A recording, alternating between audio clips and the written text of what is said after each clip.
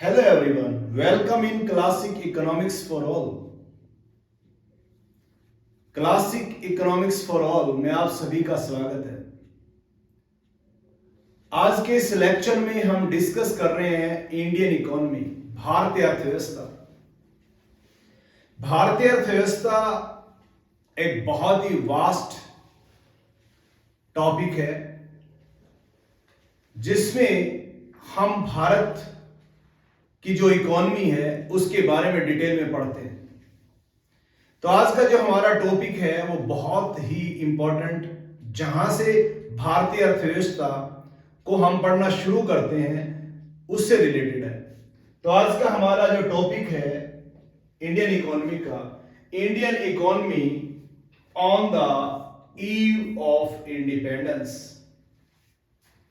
Students, आप सभी को पता है कि भारत आजाद हुआ था 15 अगस्त 1947 को। 15 अगस्त 1947 को जब भारत आजाद होता है और अंग्रेज जो चले जाते हैं या ब्रिटिशर्स जो चले जाते हैं, वो हमें जो भारत देकर जाते हैं उसकी आर्थिक दृष्टि से क्या क्या विशेषताएं थी या इंडियन इकोनॉमी उस समय कैसी थी, उससे रिलेटेड आज हमने आपके लिए तैयार किया है इस लेक्चर में एमसीक्यू से रिलेटेड 40 जो है क्वेश्चंस का सेट, जो एग्जामिनेशन पॉइंट ऑफ व्यू से मोस्ट इंपॉर्टेंट रहने वाले हैं। चाहे कोई भी एग्जाम हो, even then UPSC, state board और जो अपने पीसीएस जैसे एग्जाम्स होते हैं, उनमें भी ये जो क्वेश्चंस हैं ये किफायती रहने वाले हैं। खास करके सीबीएसई बोर्ड के विद्यार्थियों के लिए जो प्लस 2 का एग्जाम दे रहे हैं, उनके लिए ये जो क्वेश्चंस हैं ये मोस्ट इंपॉर्टेंट रहने वाले हैं। अर्थशास्त्र जिसे हम इकोनॉमिक्स कहते हैं, उसे हम बनाते हैं बहुत आसान। तो इकोनॉमिक्स मेड इजी। अभी तक अगर आपने चैनल सब्सक्राइब नहीं किया क्लासिक इकोनॉमिक्स फॉर ऑल, तो प्लीज सब्सक्राइब करें, बेल आइकन प्रेस करें ताकि हर एक लेक्चर का जो नोटिफिकेशन आपको मिले। तो देरी ना करते हुए स्टार्ट करते हैं Indian economy on the eve of independence. Request सिर्फ एक है कि जो हमने 40 क्वेश्चंस जो इस लेक्चर में डिजाइन किए हैं, उनको एंड तक हमारे साथ अगर आप डिस्कस कर लेते हैं तो आपको इस लेसन से रिलेटेड बहुत सारी जानकारी मिल जाएगी। तो ये पक्की बात है कि आपका कोई भी क्वेश्चन इसके बाद नहीं रहेगा इस लेसन से रिलेटेड। तो स्टूडेंट्स, शुरू करते हैं आज का ये लेक्चर। इससे पहले 2 मिनट सिर्फ हम डिस्कस करेंगे थोड़ा सा भारतीय अर्थव्यवस्था और ब्रिटिशर्स के रिलेशन के बारे में। आप सभी जानते हैं कि जो ब्रिटेन था, ब्रिटेन में इंडस्ट्रियल रेवोल्यूशन आ गई थी। इंडस्ट्रियल रेवोल्यूशन, जो इंडस्ट्रियल रेवोल्यूशन आई थी ब्रिटेन में, उसकी वजह से उनको चाहिए थी मार्केट। तो उन्होंने संसार के अलग अलग देशों में मार्केट को ढूंढना शुरू कर दिया। तो उस मार्केट को ढूंढने के चक्कर में भारत यानी कि इंडिया उनकी एक खास चॉइस बना। उन्होंने ब्रिटेन में ईस्ट इंडिया कंपनी की स्थापना की। ईस्ट इंडिया नाम की कंपनी बनाई, कंपनी जो 1600 एडी में बनाई। तो ये वाला जो क्वेश्चन है ये भी आपके examination point of view important है। ईस्ट इंडिया कंपनी कब बनी? तो 1600 ईस्वी में या 1600 एडी में। उसके बाद वो एक कंपनी के तौर पे काम करते रहे। भारत की जो इंटरनल कंडीशंस थी, हालात थे, वो इतने अच्छे नहीं थे कि भारत में लैक ऑफ सेंट्रल गवर्नमेंट थी। कोई इस तरह की कोई सेंट्रल गवर्नमेंट उस समय नहीं थी जो हमारे सारे जो डिसीजंस हैं वो ले सकें, पॉलिसी फॉर्मुलेशन कर सके। तो उस सिचुएशन में उनको भारत में भारत को गुलाम बनाने का एक बहुत बढ़िया मौका जो है वो मिल जाता है। और भारत में जो मौका मिलता है वो मिलता है उनको यहां से। यहां पे इसे हम बंगाल कहते हैं। एक राजा था नवाब सिराजुद्दौला, उसको मीर जाफर हराना चाहता था। मीर जाफर ने ब्रिटिशर्स का साथ लिया और एक बैटल लड़ी गई, बैटल ऑफ प्लासी, जो इतिहास में, हिस्ट्री में प्रसिद्ध है। बैटल ऑफ प्लासी ये लड़ी गई 1757 में। और इसमें मीर जाफर, क्योंकि ब्रिटिशर उसका साथ दे रहे थे, वो जीत जाता है।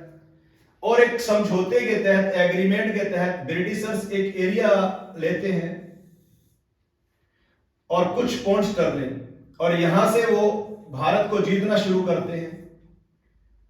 उसके बाद इसी कड़ी में उन्होंने बाद में मीर कासिम को 1760 में बना दिया और उससे और एरिया ले लेते हैं। उसके बाद उन्होंने फिर से दोबारा से 1773 में फिर मीर जाफर को बना देते हैं और एरिया ले लेते हैं। जैसे जैसे एरिया बढ़ता जाता है वो भारत में जमींदारी सिस्टम लागू कर देते हैं। जमींदारी सिस्टम, जमींदारी जो सिस्टम है 1793, ये भी एक क्वेश्चन बन जाता है हमारा एग्जामिनेशन पॉइंट ऑफ व्यू। 1793 में लॉर्ड कॉर्नवालिस स्टार्ट करते हैं, लॉर्ड कॉर्नवालिस।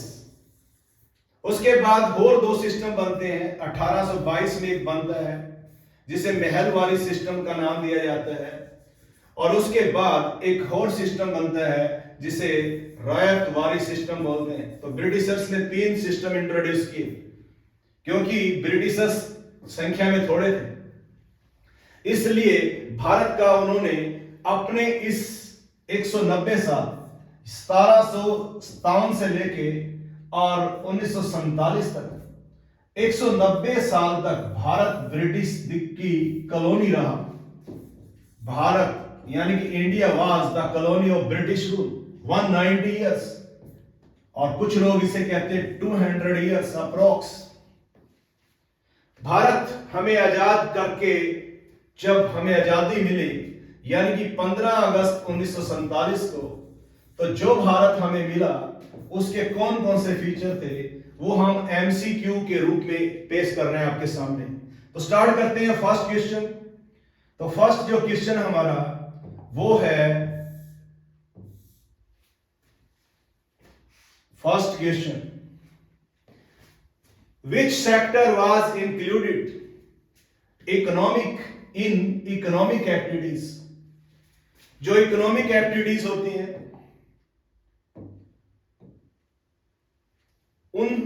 वो एक्टिविटीज जो हैं वो कौन से सेक्टर से रिलेटेड होती हैं। तो इकोनॉमिक एक्टिविटीज तो सभी सेक्टर से रिलेटेड होती हैं, चाहे वो प्राइमरी सेक्टर है, चाहे सेकेंडरी सेक्टर है, चाहे टर्सरी सेक्टर है। तो इसका जो आंसर है वो आएगा ऑल ऑफ दीज। हमने हर एक क्वेश्चन को हिंदी में भी आपके सामने पेश किया है। कुछ स्टूडेंट्स जो हिंदी के हैं, जिनका हिंदी मीडियम है, वो भी इसे पढ़ सकते हैं। आर्थिक गतिविधियों में कौन से क्षेत्र शामिल हैं? प्राथमिक, माध्यमिक, तृतीय, ये सभी। तो इस तरह से इसका जो आंसर है वो बन जाएगा आंसर डी। नेक्स्ट जो क्वेश्चन हम डिस्कस करेंगे वो करेंगे आपके लिए,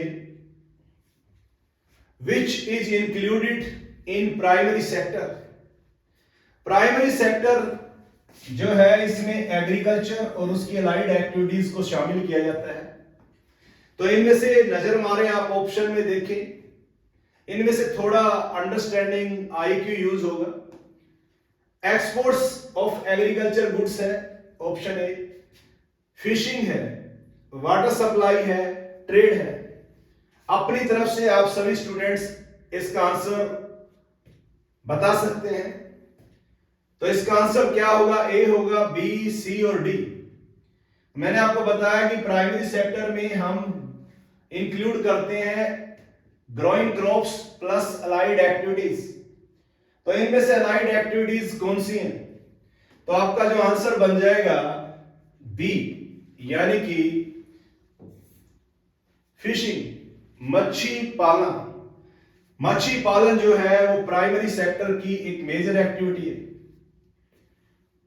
नेक्स्ट जो क्वेश्चन है हमारा, जो हम डिजाइन करेंगे यहां पे, वो हमने किया है इसी से रिलेटेड, पर सेक्टर बदल जाता है।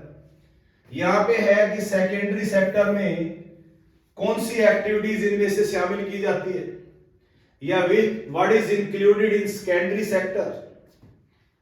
सेकेंडरी सेक्टर में हम इंडस्ट्रियल सेक्टर और प्रोड्यूसर सेक्टर और मैन्युफैक्चर सेक्टर कहते हैं, उसको शामिल करते हैं। तो इनमें फर्स्ट है डिस्ट्रीब्यूशन ऑफ इलेक्ट्रिसिटी।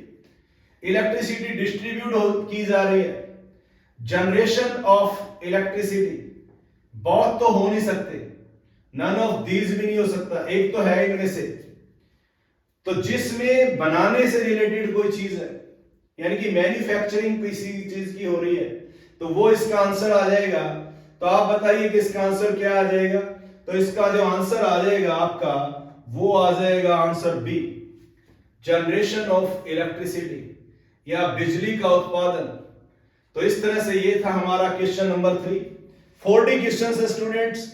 आप मेरे साथ 40 के 40 जो क्वेश्चन है वो अगर एंड तक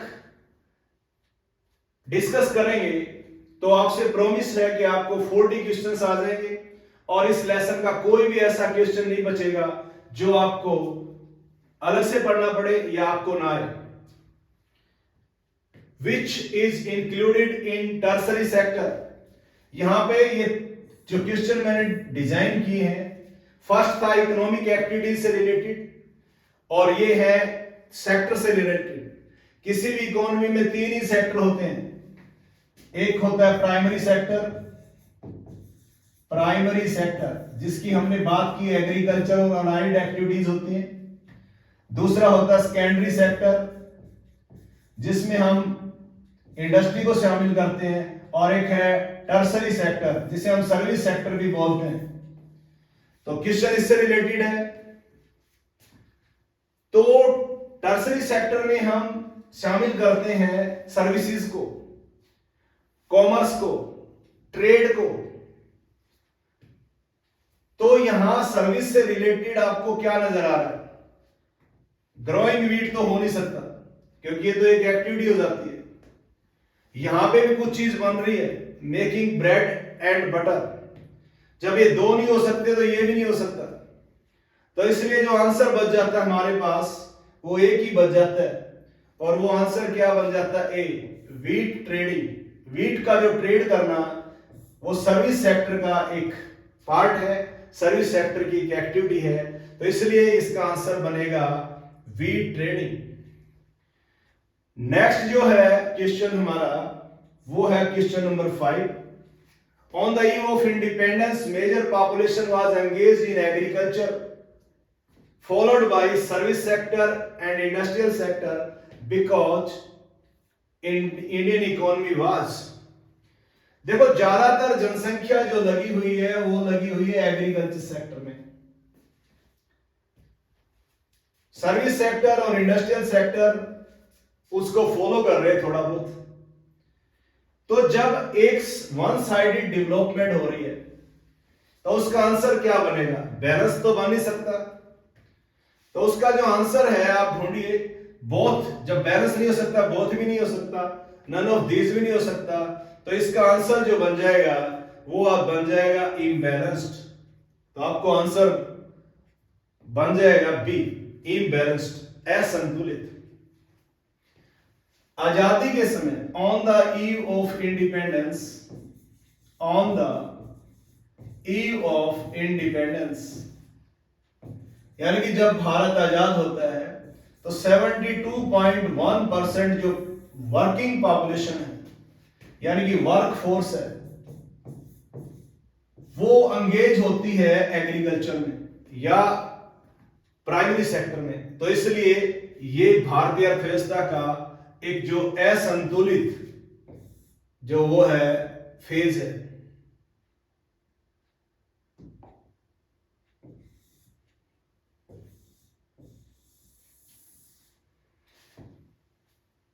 यानी कि इसका जो आंसर आ जाएगा असंतुलित।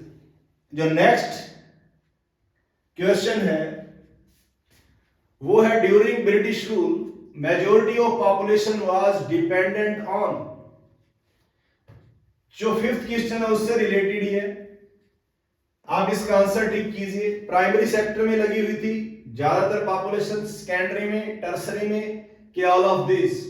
तो जो हमारा आंसर है वो आ जाएगा answer A, primary sector. 72.1% population engaged in agriculture. तो प्राइमरी सेक्टर इसका करेक्ट आंसर है। जो नेक्स्ट है during British rule Indian economy was. British rule के समय इंडियन इकोनॉमी कैसी थी? बात है ड्यूरिंग ब्रिटिश रूल की, यानी कि जो मैंने आपको बताया 190 साल के बाद बीच की बात है। On the eve of independence की नहीं है। On the eve of independence तो अंडर डेवलप्ड और स्टैग्नेंट इकोनॉमी थी, पर ड्यूरिंग ब्रिटिश रूल में भारतीय अर्थव्यवस्था में ये सभी फीचर्स थे। तो इसका जो आंसर है वो आ जाएगा ऑल ऑफ दिस, यानी कि ये सभी। तो इसका जो आंसर है ऑल ऑफ दिस। तो इस तरह से ये था क्वेश्चन नंबर 7।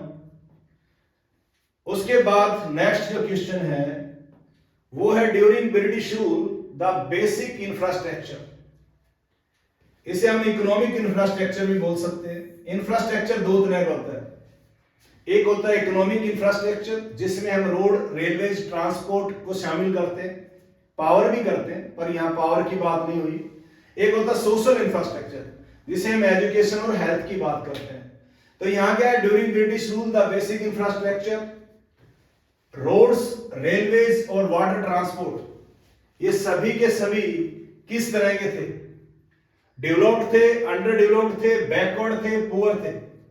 तो आपके अकॉर्डिंग इसका आंसर क्या आएगा? ब्रिटिशर्स ने चाहे अपने स्वार्थ के लिए भारत में रोड्स का निर्माण किया, क्योंकि जो फारवे प्लेसेस थे, दूर दराज के इलाके थे, उनमें से उनको रॉ मटेरियल इकट्ठा करना था। रेल के थ्रू उनको सी पोर्ट, जो अपने होते हैं शी पोर्ट्स, वहां तक लेके जाना था, और वहां से शिपिंग के जरिए, वाटर ट्रांसपोर्ट के जरिए, ज्यादातर जो ट्रेड उस टाइम वाटर के रास्ते से होता था वो ले जाते थे ब्रिटेन। तो उन्होंने रोड्स, रेलवेज और वाटर ट्रांसपोर्टेशन सभी का उस समय विकास किया। तो इसका आंसर आएगा उस समय डेवलप्ड थे, यानी कि विकसित थे। तो इस तरह से इसका आंसर बन जाता है आंसर ए, डेवलप्ड या विकसित। उसके बाद नेक्स्ट जो क्वेश्चन हमने डिजाइन किया आपके लिए, on the eve of independence Indian economy was called dependent economy because Indian economy dependent थी, आश्रित थी, निर्भर थी। क्यों निर्भर बन गई थी? Due to decade of handicraft industry. Britishers ने भारत की जो हैंडीक्राफ्ट इंडस्ट्री थी उसको तहस नहस कर दिया था, उसको बिल्कुल नष्ट कर दिया था। इन्होंने डिस्क्रिमिनेटरी टैरिफ पॉलिसी अपनाई। जो माल भारत का इंग्लैंड जाता था उसे टैक्स फ्री कर दिया, टैरिफ फ्री कर दिया, और जो दूसरे देशों से आता था उस पे हैवी ड्यूटीज लगा दी। भारत का जो हैंडीक्राफ्ट इंडस्ट्री थी उसे मशीन मेड गुड्स के साथ कंपटीशन करना पड़ा। नेचर ऑफ डिमांड चेंज हो गई, जिसकी वजह से भारत की जो वर्ल्ड फेमस इंडस्ट्री थी ये नष्ट हो गई। तो ये जो लोग अनएम्प्लॉयड हुए ये डिपेंड हो गए लैंड पे, यानी कि एग्रीकल्चर सेक्टर की तरफ मूव कर गए, तो प्रेशर ऑन लैंड हो गया।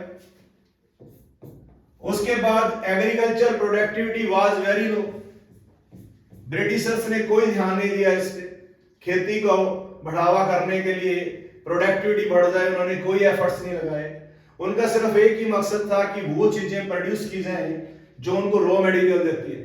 उन्होंने भारतीय एग्रीकल्चर में, जो भारतीय एग्रीकल्चर पहले डिपेंडेंट एग्रीकल्चर थी, हम सेल्फ सफिशिएंसी के लिए प्रोडक्शन करते थे, अब उन्होंने हमें कमर्शियल क्रॉप्स पैदा करने के लिए, क्योंकि उनको रॉ मटेरियल चाहिए था, उनको चाहिए था कॉटन, जूट, इंडिगो, ऐसी कुछ चीजें चाहिए थी उनको, रॉ मटेरियल चाहिए था। तो उन्होंने भारत के किसानों को मजबूर किया।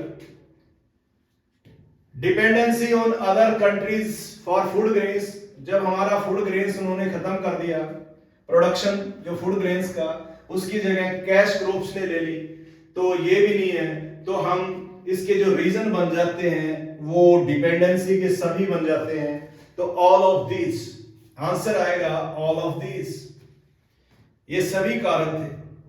उसके बाद हमारा जो नेक्स्ट क्वेश्चन है, on the eve of independence in 1974 Indian economy was,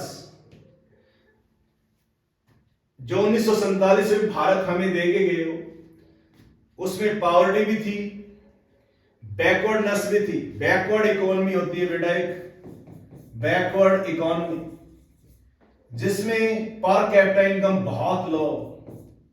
तो 1948 में per capita income only 230 rupees थी, सिर्फ 230 रुपए। तो भारतीय इकोनॉमी बैकवर्ड इकोनॉमी थी, स्टैग्नेंट इकोनॉमी थी। स्टैग्नेंट इकोनॉमी वो होती है जिसपे जीडीपी की ग्रोथ रेट बहुत लो, स्लो। तो ये उस समय ब्रिटिश हमें जो इकोनॉमी दे के गए, तो भारतीय अर्थव्यवस्था की जो ग्रोथ रेट थी वो 0.5% थी, इसलिए स्टैग्नेंट थी। डेप्रिसिएटेड इकोनॉमी वो होती है जिसे हम कहते हैं घिसी हुई अर्थव्यवस्था, या जिसका मूल्य गिर रहा हो। तो सेकंड वर्ल्ड वॉर हुआ था, सेकंड वर्ल्ड वॉर कब हुआ था? शुरू हुआ था 1939 में, फिनिश हुआ 1945 में। तो इंडिया एक कॉलोनी था ब्रिटिश रूल की, तो उन्होंने भारतीय मशीनरी का, भारतीय उद्योगों की जो मशीनें लगी थी उनका खूब प्रयोग किया, क्योंकि जब वॉर टाइम होता है तो डिमांड बढ़ जाती है गुड्स की। तो उस वजह से भारतीय मशीनें जो हैं वो घिस गई थी, और जाते हुए वो उन्हें वैसी की वैसी हालत में, डेप्रिसिएटेड हालत में छोड़ के चले गए। तो इंडियन इकोनॉमी डेप्रिसिएटेड थी। यहां तक ही नहीं रुके, वो भारतीय अर्थव्यवस्था को डिसइंटीग्रेटेड बना के चले गए, भारत को दो भागों में बांट गए। भारत का एक जो टुकड़ा था उसे बना गए पाकिस्तान, और एक हमारे पास जो हमारा देश रह गया वो रह गया इंडिया। और पाकिस्तान अपना आजादी दिवस मनाता है 14 अगस्त को, 14 अगस्त 1947 को, और भारत मनाता है 15 अगस्त 1947 को। तो भारत को दो हिस्सों में बांट के खंडित करके चले गए। तो इसका जो आंसर है आप अब बताइए क्या आएगा? मैंने कहा भारत पुअर भी था, बैकवर्ड भी था, स्टैग्नेंट भी था, डेप्रिसिएटेड भी था, डिसइंटीग्रेटेड भी था। तो आंसर बन जाता है ऑल ऑफ दिस, ये सभी। यहां पे जितने भी लॉजिक्स हैं वो आपको आने चाहिए, उसके बाद ही आप आंसर दे पाओगे। और अंडरस्टैंडिंग लेवल जो है वो बहुत जरूरी होता है इंडियन इकोनॉमी के स्टूडेंट्स के लिए। उसके बाद इन 1947 contribution of secondary sector in national income was. अब जब मैंने आपको बताया कि ज्यादातर लोग प्राइमरी सेक्टर में लगे रहते, तो प्राइमरी सेक्टर में वर्कफोर्स का 72.1% हिस्सा था, और जीडीपी में एग्रीकल्चर कंट्रीब्यूट करती थी 50%। तो ये अंडरस्टूड है कि सेकेंडरी सेक्टर का जो रोल है बहुत कम होगा। तो जो इसका आंसर बन जाएगा 16.3। तो 16.3 इज करेक्ट आंसर। तो इसी तरह से ये था question number 11। Question number 12, what percentage of working force was engaged in agriculture in 1951? ये मैंने अभी डिस्कस किया आपके साथ। यहां पे समझने वाली बात है वर्किंग फोर्स। तो वर्किंग फोर्स में जो वर्क करते हैं, जिनमें एबिलिटी होती है, एबिलिटी टू वर्क, और इसमें जो एज ग्रुप हम इंक्लूड करते हैं, एज ग्रुप जो इंक्लूड होता है वो होता है 15 इयर्स टू 64 इयर्स तक की पॉपुलेशन। यानी कि जो वर्किंग पॉपुलेशन है 15 साल से लेके 64 साल 64 ईयर्स तक के जो लोग हैं वो इसमें आते हैं। तो वो कितने लगे हुए थे? 72.1%। तो ये मैंने अभी पीछे भी डिस्कस किया था आपके साथ। तो यहां से आपका एक क्वेश्चन बन जाता है कितने परसेंट लोग उसमें लगे हुए थे। ये जो पॉइंट क्वेश्चन है, क्वेश्चन नंबर 13 मोस्ट इंपॉर्टेंट है। इसे बोलते हैं हम Suez canal, opening of Suez canal. Suez canal was opened in India during British rule. तो इसका जो आंसर है वो है आंसर नंबर बी, 1869। इंग्लैंड के साथ या ब्रिटेन के साथ जो हमारा ट्रेड होता था इंडिया का, पहले उसको जाने में, आयात और निर्यात करने में भारत से ब्रिटेन, ब्रिटेन से भारत आने में काफी समय लग जाता था। जब से ये स्वेज कैनाल ओपन हुई तो जो सी रूट है वो कम समय में तय होने लगा। तो भारत से जो कच्चा माल था वो बहुत जल्दी इंग्लैंड पहुंचने लगा और इंग्लैंड से जो तैयार माल था बहुत जल्दी इंडिया में आने लगा। तो इस तरह से ये स्वेज कैनाल ब्रिटिशर्स के लिए एक वरदान साबित हुई। अब 18-19 दिन में ही इंग्लैंड से भारत और भारत से इंग्लैंड माल की जो आवाजाही है होने लगी। इससे उन्होंने और जो भारत का एक्सप्लोइटेशन किया। तो ये examination point of view most important question है, opening of Suez canal 1869। Next question जो है हमने डिजाइन किया है, द फर्स्ट पोस्टेज स्टैम्प, डाक टिकट जो पहली है, वाज इंट्रोड्यूस्ड इन ब्लैंक पर में है इंडिया बाय ब्रिटिशर्स। ब्रिटिशर्स ने पहली जो डाक टिकट है कब जारी की? जब हमें नहीं आइडिया होता तो सारे ऐसे लगते हैं कि इनमें से कोई भी हो सकता है। ए ऑप्शन है 1852, बी है 1853, सी है 1854, डी है 1856। तो आप अपने हिसाब से, अगर आपने इसे नहीं पढ़ा हो और तुक्का लगाना हो, गैस मारना हो, तो कौन सा तुक्का लगाएंगे? तो आप अपना आंसर सोचिए और इसका जो आंसर बन जाता है वो बन जाता है आंसर ए 1852।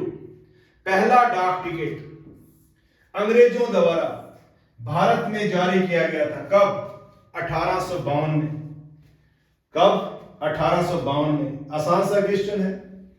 उसके बाद the most important contribution of the British was to introduce railways in India. Bharat में रेलवे का जो मुहूर्त है, इंट्रोडक्शन है, शुरुआत है, वो कब की गई? तो इसका जो आंसर है वो आएगा 1850, 1850। यहां पर कुछ बच्चे कंफ्यूजन कर देते हैं, तो इसका जो आंसर है वो आएगा 1850। कंफ्यूजन क्या होती है? पहली रेलगाड़ी कब चली? फर्स्ट ट्रेन वो चली थी 1853 में। तो 1853 और 1850 जो है वो दो अलग अलग क्वेश्चन है। रेलवे का इंट्रोड्यूस या रेलवे को इंट्रोड्यूस किया भारत में 1850 में। पहली रेलगाड़ी चली है 1853 में, 1853 में। इसको जो चलाया गया मुंबई टू थाने 32 किलोमीटर इसका जो डिस्टेंस था, फर्स्ट रेलगाड़ी चली थी Mumbai to Thane, 32 kilometre distance cover किया था इसने। तो ये भी इंपॉर्टेंट क्वेश्चन है एग्जामिनेशन पॉइंट ऑफ व्यू। तो आंसर आना था 1850। उसके बाद जो नेक्स्ट क्वेश्चन है हमारा वो आ जाता है होलसेल प्राइस इंडेक्स। एक होलसेल प्राइस इंडेक्स होता है, एक रिटेल प्राइस इंडेक्स होता है। Price index was 125। Base year होता है हमारा एक, जिसके साथ हम कंपेयर करते हैं। तो बेस ईयर का जो इंडेक्स होता है वो हमेशा 100 होता है। तो हमेशा जो भी बढ़ेगा वो 100 से ऊपर बढ़ेगा। तो 1939 में जो प्राइस इंडेक्स था वो 125 था। उसके बाद ये 1943 में बढ़ के हो गया 236 और उसके बाद 308 हो गया। तो कह रहा है 308 कौन से ईयर में हुआ, यानी कि 1939-40 में जो इंडेक्स था वो था 125। 1939-40 में जो होलसेल प्राइस इंडेक्स था 125 था। 1943-44 में ये था 236। उसके बाद हमने ढूंढना है कि 308 हो गया, और 308 जो है वो कब हुआ।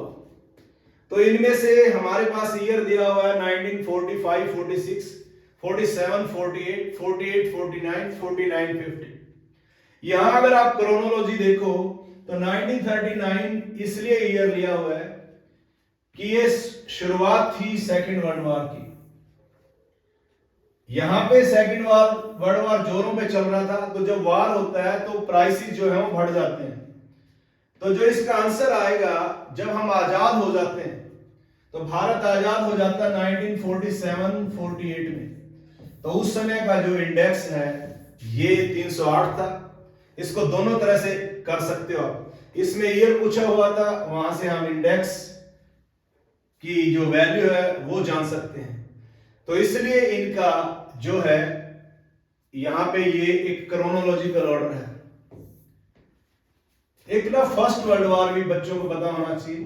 फर्स्ट वर्ल्ड वॉर 1914 में शुरू हुआ और 1918 में खत्म हो गया था। सेकेंड वर्ल्ड वॉर 1939 में शुरू हुआ और समाप्त हुआ 1945 में। तो इस तरह से ये था हमारा क्वेश्चन इंडेक्स नंबर से रिलेटेड। नेक्स्ट जो क्वेश्चन है वो है the first iron and steel company was established in India. Britishers ने भारत के उद्योगों की तरफ कोई ध्यान नहीं दिया। ये भारत की पहली बेसिक इंडस्ट्री थी जो लगी थी TISCO Tata iron and steel company, और ये लगी थी 1907 में। जमशेदपुर जी थे, जमशेदपुर टाटा, जिनके नाम से अभी भी जमशेदपुर एक शहर बसा हुआ है उड़ीसा में। तो टिस्को जो है वो जमशेदपुर टाटा जी ने लगाई थी भारत में 1907 में। तो ये थी टाटा कंपनी के नाम से भी मशहूर है। टाटा टिस्को भारत की पहली iron and steel company, private sector की थी, प्राइवेट सेक्टर। ब्रिटिशर्स ने इसे इजाजत दी थी लगाने की। तो इस तरह से ये बहुत इंपॉर्टेंट क्वेश्चन बन जाता है हमारा। नेक्स्ट जो क्वेश्चन है वो है हमारा question number 18। The investment rate at the time of independence was a percentage of GDP. Investment rate GDP का कितने परसेंट थी? 6%, 7%, 8% और 9%। आंसर ढूंढना है ए, बी, सी और डी। तो हमारा जो आंसर बन जाएगा बी, 7% थी। यानी कि जीडीपी होती है ग्रोस डोमेस्टिक प्रोडक्ट। जीडीपी क्या होता है? ग्रोस डोमेस्टिक प्रोडक्ट, सकल घरेलू उत्पाद।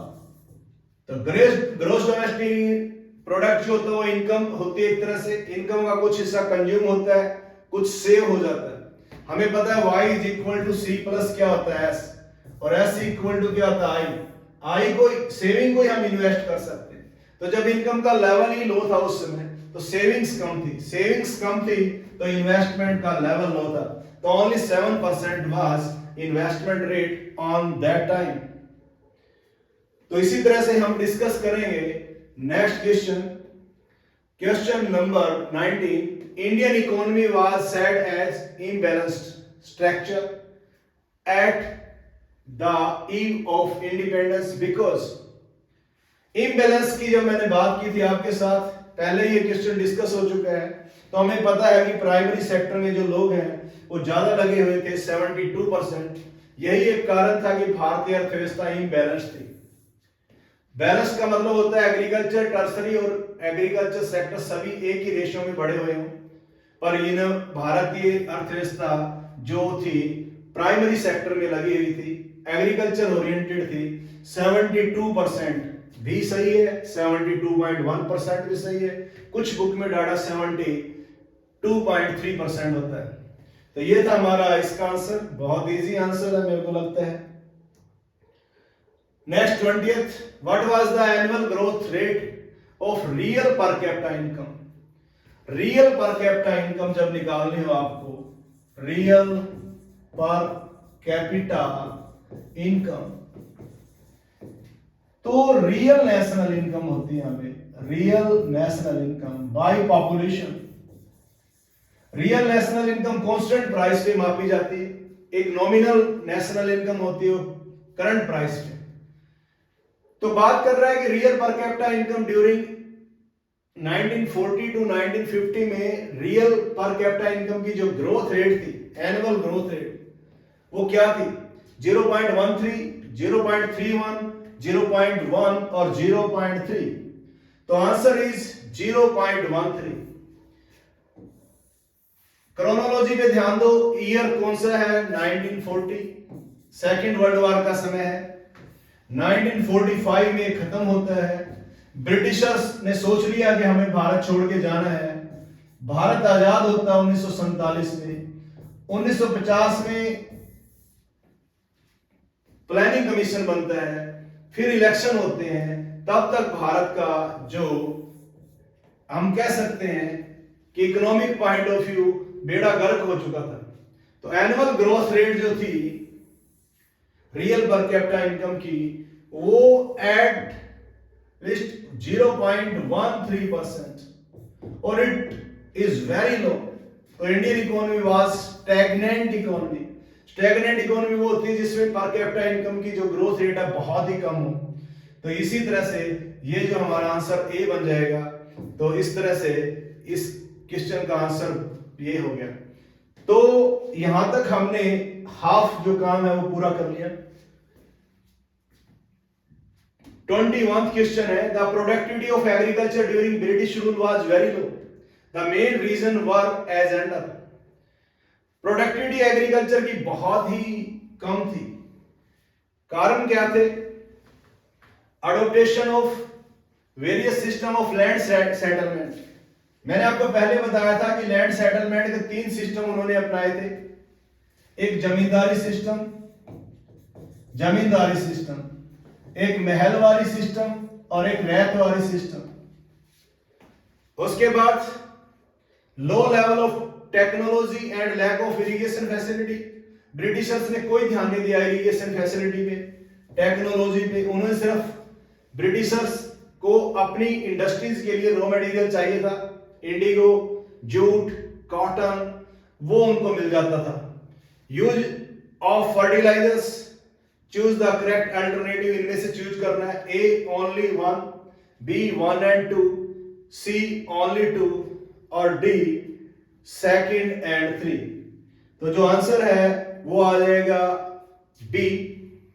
यानी कि मेन कारण क्या था उसका? Low level of technology and lack of irrigation facility. तो इसीलिए भारत की जो एग्रीकल्चर प्रोडक्टिविटी थी वो लो थी। तो नेक्स्ट क्वेश्चन डिस्कस करते हैं। In 1947-48 per capita income in India was approximately, ये मैंने पहले क्वेश्चन डिस्कस किया आपके साथ, 230। मोस्ट इंपोर्टेंट क्वेश्चन है एग्जामिनेशन पॉइंट ऑफ व्यू। अगर मान लो कोई एक क्वेश्चन आता है तो वो यही पूछा जाता है कि 1947-48 में भारत की प्रति व्यक्ति आमदन कितनी थी? तो आमदन थी 230। तो इसको याद कर लो, ये बहुत इंपॉर्टेंट क्वेश्चन है। तो नेक्स्ट जो क्वेश्चन है हमारा वो है, which basic infrastructure was developed in India during colonial period. Colonial period में कौन सा जो इनमें से इंफ्रास्ट्रक्चरल डेवलपमेंट हुआ था, इससे रिलेटेड क्वेश्चन एक पहले भी आया था। रोड, रेलवेज, वाटरवेज, सभी के सभी ब्रिटिशर्स ने चाहे अपने स्वार्थ के लिए डेवलप किए, पर ये सभी थे। रोड ट्रांसपोर्ट को अच्छा किया क्योंकि भारत के दूर दराज वाले गांव से उनको रॉ मटेरियल चाहिए था, रोड के जरिए वो लेके आते थे रेलवे स्टेशन पे, और रेलवे के जरिए वो ले जाते थे सी पोर्ट्स तक, सी पोर्ट से ले जाते थे ब्रिटेन। तो उन्होंने तीनों ही तरह के ट्रांसपोर्ट जो है वो बेस्ट किए थे, तो इसलिए ये आंसर बन जाएगा D, all of these. At the time of independence Indian economy reflects the symptoms of two system. जब हम आजाद होते हैं तो इंडियन इकोनॉमी में दो तरह के सिस्टम मिल रहे थे, तो इसे हम कहते हैं semi feudalism. Semi feudalism, semi feudalism. तो सेमी फ्यूडलिज्म यहां इनमें से कौन सा बनेगा? Feudalism plus capitalism. भारत में दोनों तरह की अर्थव्यवस्थाएं काम कर रही थी, दोनों तरह की व्यवस्थाएं। एक तरफ था क्या? फ्यूडलिज्म, दूसरी तरफ था कैपिटलिज्म। अब जो फ्यूडलिज्म है वो क्या होता है? अगर बच्चे को इसके बारे में पता हो, किसी भी पर्सन को, तो वो इस क्वेश्चन को अंडरस्टैंड कर सकता बड़ी आसानी से। तो जो फ्यूडलिज्म होता है, फ्यूडलिज्म एक ऐसा सिस्टम होता है, मैं अगर इसको अपनी लैंग्वेज में इसको डिफाइन करूं तो हम इसे कह सकते हैं when producer class unwillingly satisfied economic need of his boss, economic needs of his boss, it's called feudalism। तो ब्रिटिशर्स ने बहुत सारे जमींदारी सिस्टम, महलवारी, रैयतवारी बनाए हुए थे। प्रोड्यूसर क्लास उस समय टेनेंट्स जो थे वो किसान थे, उनसे जबरदस्ती वो लैंड रेवेन्यू लेते थे, वो चाहते नहीं थे। तो भारत में बहुत सारे जगह पे फ्यूडलिज्म था। कैपिटलिज्म जहां पे प्राइवेट ओनरशिप ऑफ प्रॉपर्टी होती है, ये भी वर्क कर रहा था। तो भारत में दोनों के गुण पाए जाते थे, feudalism as well as capitalism, और it's called semi feudalism. Most important question, तो ये भी बहुत अच्छा क्वेश्चन है examination point of view. 25th question है, which of the following industries were backward during British rule. British rule के समय में कौन सी जो इंडस्ट्रीज थी वो जो है बैकवर्ड थी? Handicraft, indigenous and small scale industries, consumer goods industries. तो जो इसका आंसर है वो आंसर आ जाएगा हमारा डी, यानी कि ये सारी इंडस्ट्री ही उन्होंने बैकवर्ड कर दी थी उस समय। हैंडीक्राफ्ट इंडस्ट्री फेल कर दी डिस्क्रिमिनेटिंग टैरिफ पॉलिसी लगा के। जो देसी इंडस्ट्री थी हमारी, स्मॉल स्केल इंडस्ट्री, जो एम्प्लॉयमेंट देती थी, ब्रिटिशर्स की जो मशीन मेड गुड्स थी उनके साथ कंपटीशन नहीं कर पाई, वो फेल हो गई। कंज्यूमर गुड्स इंडस्ट्री उन्होंने लगाई नहीं, क्योंकि वो सिर्फ वो इंडस्ट्री लगाते थे जिनसे उन्हें ज्यादा से ज्यादा रॉ मटेरियल मिल सके। तो आंसर आ जाएगा डी। तो इस तरह से ये जो क्वेश्चन था इसका आंसर आएगा D. Britain had a monopoly control over India's exports, imports और एक्सपोर्ट्स एंड इंपोर्ट्स। ज्यादातर ट्रेड ब्रिटेन के साथ होता था भारत का, बाकी देशों के साथ उन्होंने डिस्क्रिमिनेटरी टैरिफ पॉलिसी लगा के जो माल ब्रिटेन से आता था उसे फ्री कर दिया, या उनको हम एक्सपोर्ट करते थे या इंपोर्ट। बाकी देशों के साथ जैसे फ्रांस है, कोई भी कंट्री है, उन पे हैवी ड्यूटीज लगा दी। तो इसका जो आंसर आ जाएगा वो आ जाएगा आंसर सी। तो हमारा आंसर आएगा इसका सी। नेक्स्ट जो क्वेश्चन है वो है the second stage of demographic transaction begin after. Most important question, Bharat में जनगणना पहली हुई थी 1881 में, फर्स्ट सेंसस। पर जो वैलिड मानी जाती है वो मानी जाती है 1891, जब भारत की जनसंख्या 1891, जो ये बोलते हैं second stage of demographic transaction, इसे समझना है, आंसर आएगा 1921। तो भारत इसको बोलते हैं ईयर ऑफ ग्रेट डिवाइड। अलग क्वेश्चन बन जाता है, year of great divide, which year known is year of great divide, तो 1921। तो इसकी जो स्टोरी मैं आपको बता रहा था कि जो फर्स्ट सेंसस शुरू होती है वो होती है 1881 में भारत में, पर इसको वैलिडिटी उतनी ज्यादा नहीं मिलती, पर स्टार्टिंग यही माना जाता है। 1891 से लेके 901 भारत की जनसंख्या जब मापी गई 10 साल बाद, भारत में जो सेंसस है वो आफ्टर एवरी 10 इयर्स होती है। तो जब ये मापी गई तो क्या हुआ कि भारत की जनसंख्या पहले के मुकाबले 0.04 माइनस हो गई। 1911 में जब मापी 10 साल बाद थोड़ी सी इंक्रीज हुई, 1921 में जब फिर सेंसस हुई तो 0.07 फिर माइनस में चली गई। 10 सालों में जनसंख्या बढ़ गई, यानी कि ये एक अनइवन ट्रेंड चल रहा था, बढ़ना घटना बढ़ना। पर आफ्टर 1921 टिल द डे, यानी कि 2021 में जनगणना होनी थी, हुई नहीं कोरोना एपिडेमिक की वजह से। लास्ट सेंसस हुई थी 2011 में। तब तक भारत की जनसंख्या कभी नहीं घटी, लगातार बढ़ी है। इसे पॉपुलेशन एक्सप्लोजन कहा जाता है। तो that's why 1921 is known as year of great divide. तो इस तरह से ये था हमारा क्वेश्चन 27th, तो मोस्ट इंपॉर्टेंट है। तो नेक्स्ट जो टॉपिक है, नेक्स्ट जो है वो है the main objective of British government was to open modern industry is in. The main objective of British government was to open modern industries in. Modern industry वो Britain में खोलना चाहते थे। तो आंसर आ जाएगा हमारा ए। कौन सा आ जाएगा? A. Next question, during colonial rule the literacy rate was less than. Literacy rate 16%, 26%, 36-40। पढ़े लिखे जो लोग होते हैं उनको लिटरेसी रेट बोलते हैं किसी भी जनसंख्या में, तो वो 16% ही होगी। उन्होंने इतने ज्यादा तो बढ़ाई नहीं होगी, तो इसका आंसर आ जाएगा ए, यानी कि 16%। उसके बाद जो नेक्स्ट क्वेश्चन है, which of the followings highlights the role of colonial government for the development of basic infrastructure. W. Trott's introduction of railways in India in 1850 and island and oceanic waterways. Choose the correct alternatives. तो इसका भी जो answer आपको पता, उन्होंने roads भी बनाए थे, रेलवे का डेवलपमेंट भी किया था, वाटरवेज भी किया था। पहले भी क्वेश्चन आ चुका है, आंसर हो जाएगा डी। आंसर आ जाएगा डी। ये क्वेश्चन मैंने पहले डिस्कस किया आपके साथ।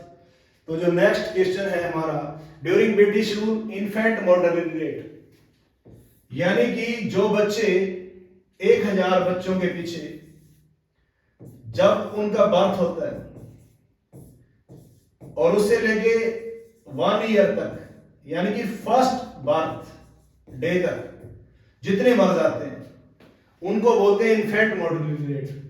तो इंडिया में उस समय क्या थी? लो थी, हाई थी, मॉडरेट थी? तो आंसर आ जाएगा लो। During British rule infant mortality rate was very low. ये जो लो नहीं हो सकती, ये वेरी हाई आएगा। क्या आएगा? Very high. तकरीबन 218 बच्चे मर जाया करते थे। कितने बच्चे मर जाते थे? 218। तो इसका जो आंसर है वो आएगा बी। आंसर आएगा मुझ थे। एग्जैक्ट डाटा भी याद कर सकते हो, 218/1000। तो इसका जो ये आंसर है, यहां पे हम इसे करेंगे आंसर बी, ए नहीं करेंगे। तो ये था हमारा क्वेश्चन इन्फेंट मोर्टेलिटी रेट का। उससे बाद हम डिस्कस करते हैं next question, what was the saving rate as a percentage of GDP at the time of independence? 6.8, 7.8, 3.8, 2.8। तो जो इसका आंसर है वो है 6.8, क्योंकि ये लो ही थी सेविंग रेट, तभी इन्वेस्टमेंट रेट भी क्या बन जाती थी, लो। जो नेक्स्ट क्वेश्चन है, land holdings eight the time of independence were fragmented, large और स्मॉल। जो खेत थे वो छोटे थे और बिखरे हुए थे।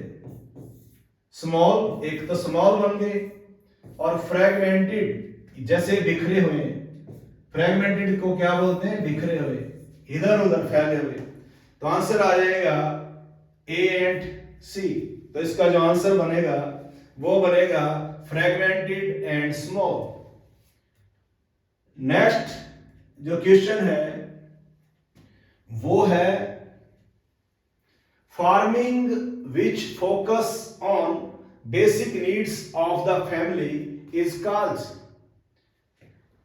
जिसमें सिर्फ अपने फैमिली की जो बेसिक नीड्स को ध्यान में रखते हुए ही खेती की जाती है, सिर्फ उतना ही उगाया जाता है जिससे उसके परिवार का गुजारा चल सके। स्टैग्नेंट फार्मिंग तो नहीं कह सकते, कॉमर्शियल फार्मिंग भी नहीं कह सकते, नन ऑफ दीज हो नहीं सकता। तो एक ही आंसर बचता है, आंसर आ जाएगा बी। इसका आंसर आ जाएगा बी, यानी कि सबसिस्टेंस फार्मिंग, गुजारे लई खेती, इन कहते गुजारे के लायक खेती। Deck of handicraft industry was caused by, मैंने पहले भी डिस्कस किया कि भारत की जो हैंडीक्राफ्ट इंडस्ट्री वर्ल्ड फेमस थी, ब्रिटिशर्स ने उसे खत्म कर दिया। British tariff policy, competition from machine made products, change in pattern of demand. उन्होंने टैरिफ पॉलिसी डिस्क्रिमिनेटरी अपनाई, बिल्कुल सही बात है। ब्रिटेन से जो माल आता था मशीन मेड, उससे भारत की जो इंडिजीनियस इंडस्ट्री थी वो कंपीट नहीं कर पाई, ये भी सही है। लोगों के डिमांड का पैटर्न बदल गया था। पहले लोग जो डिमांड करते थे हैंडीक्राफ्ट इंडस्ट्री की, वो मशीन मेड गुड्स पे शिफ्ट हो गए थे। ब्रिटिशर्स के आने से उनके टेस्ट, पहनावा बदल गया था, चॉइस बदल गई थी, इसलिए आंसर आएगा ऑल ऑफ दीज। तो ये भी बहुत इंपॉर्टेंट क्वेश्चन है, ऑल ऑफ दीज आंसर आ जाएगा इसका। उसके बाद जो नेक्स्ट क्वेश्चन है वो है high infant mortality rate is a sign of extreme poverty. ज्यादा बच्चे मर रहे हैं, हाई थी ना ये, मैंने बताया था आपको 218 और 1000, 1000 बच्चे अगर जन्म लेते थे तो 218 पक्का मर जाते थे एक साल तक पहुंचते पहुंचते। Extreme poverty, poor health care and B, तो आंसर चला जाएगा सी, बहुत। एक तो गरीब लोग ज्यादा थे, गरीबी होने की वजह से बैलेंस डाइट वगैरह नहीं ले पाते थे, गांव में रहते थे, पुअर हेल्थ केयर सिस्टम था वहां पे, तो आंसर बन जाता है ये वाला। तो उसके बाद जो नेक्स्ट क्वेश्चन है हमारा, gender bias in the society, लिंग भेद on the eve of independence was indicated by literacy rate. अगर 7 पढ़े लिखे हैं तो उनमें से लड़की एक पढ़ी हुई थी, लड़की जो है वो एक पढ़ी हुई थी। लड़के अगर 7 पढ़े हैं तो लड़कियां कितनी पढ़ी हुई थी? तो ये किसको शो करते हैं? लिटरेसी रेट को। तो जेंडर बायस कंसर्न होता है लिटरेसी रेट के साथ। तो उस समय लिटरेसी रेट बहुत ही लो थी, तो ये भारत की एक सिचुएशन थी। Stagnant economy is the one which shows little growth in income, high growth in income, low level of productivity. तो मैंने ये डिस्कस किया आपके साथ पहले ही, लिटिल ग्रोथ ऑफ इनकम। तो इसका आंसर आ जाएगा, एक यहां पे और भी है, लो लेवल ऑफ प्रोडक्टिविटी। तो इन दोनों को मिला के जो इसका आंसर बन जाएगा वो बन जाएगा डी।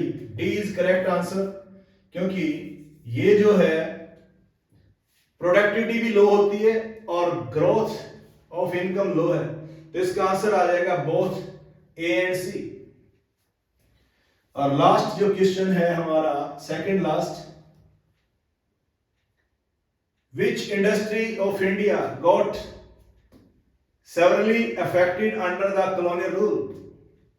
तो ये हम बार बार डिस्कस कर रहे हैं। इसका आंसर आप देखो, sugar industry, iron and steel industry, handicraft industry, paper industry.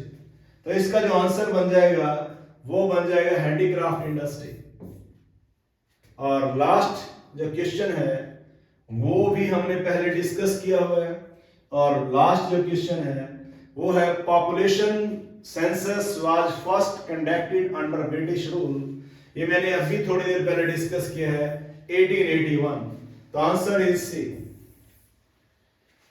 तो स्टूडेंट्स, ये हमने डिस्कस किए फर्स्ट लेसन के बहुत ही इंपॉर्टेंट एमसीक्यूज, और उम्मीद है आपको समझ आए होंगे। अगर आपका कोई भी डाउट है, कोई भी क्वेरीज है, तो आप हमारे जो कमेंट सेक्शन में जाके वहां पे अपने डाउट्स लिख सकते हैं। किसी भी तरह का कोई क्वेश्चन पूछना है वो पूछ सकते हैं। तो इसी तरह की और जो लेक्चर्स हैं और वीडियोस हैं, आप अगर अपने तक जल्द से जल्द पहुंचना चाहते हैं तो आप मेरे इस channel classic economics for all को सब्सक्राइब करें, बेल आइकन प्रेस करें, ताकि वीडियो का नोटिफिकेशन आपको सबसे पहले मिले। तो ये था स्टूडेंट्स हमारा आज का लेक्चर। Thanks lot.